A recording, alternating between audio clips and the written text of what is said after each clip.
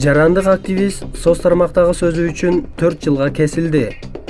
Айкөл Манас жана Сергей Радонежский атындагы укук коргоо борборунун башчысы Игорь Трофимов кылмыш кодексинин 299-беренеси улуттук, расалык, диний жана аймактык кастыкты козутуу боюнча айыпталып 4 жылга эркинен ажыратылды.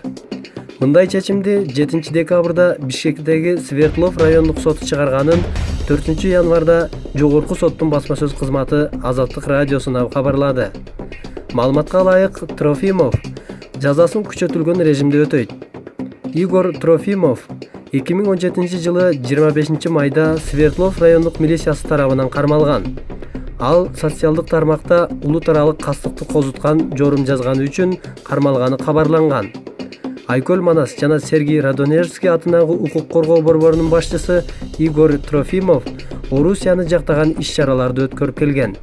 2011 жылы, 2017 жылы президенттик шайлоого катышууга аракеттенип, 2 жолу тең түрдүү себептер менен каттоодон өткөн эмес.